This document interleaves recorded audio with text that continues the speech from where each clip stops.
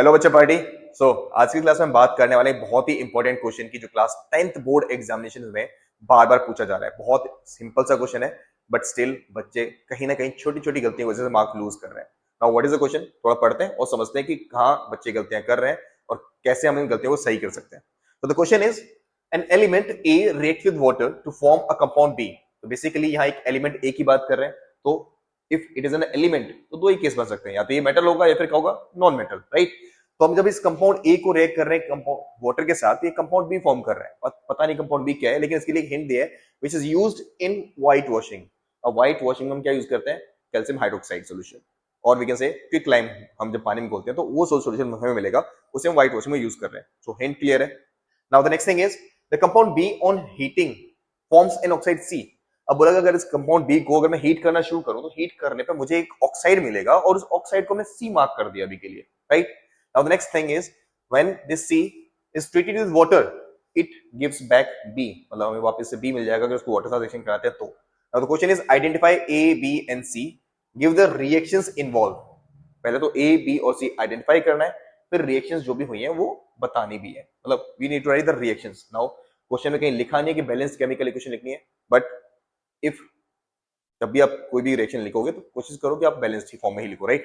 सो शुरू करते हैं। तो अगर मैं एलिमेंट ए की बात कर रहा हूं तो ए के लिए हिंट क्लियर है, लाइक ए जो होगा इट इज अ मेटल। ए क्या होगा, मेटल। और कौन सा मेटल होगा, it would be calcium only. कौन सा मेटल होगा, calcium. The symbol for calcium is what, Ca।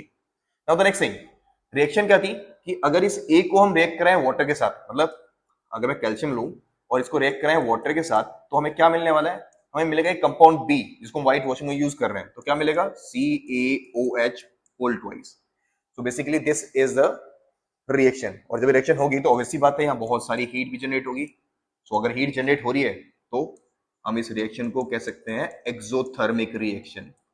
Okay, वैसे पूछा नहीं है but still you need to know कि ये रिएक्शन है किस टाइप की। Okay, now the next thing, अब ये जो कंपाउंड था इस कंपाउंड को हम बी मार्क कर रहे हैं, राइट। तो हमने ए और बी दोनों मार्क कर लिया। नाउ द नेक्स्ट थिंग हमें आइडेंटिफाई करना है सी, बट सी के लिए क्या बोला कि ये जो कंपाउंड बी था that is CaOH whole twice. अगर मैं इस कंपाउंड को हीट करूं, क्या करें इसको, अगर हम हीट, तो हीट, तो इसको हीट करने पे हमें वापस क्या मिलेगा, एक कंपाउंड सी मिलेगा विच इज एन ऑक्साइड। तो कंपाउंड क्या होगा, कंपाउंड होगा कैल्शियम ऑक्साइड। कैल्शियम ऑक्साइड, इसको हम क्विक लाइम भी कहते हैं।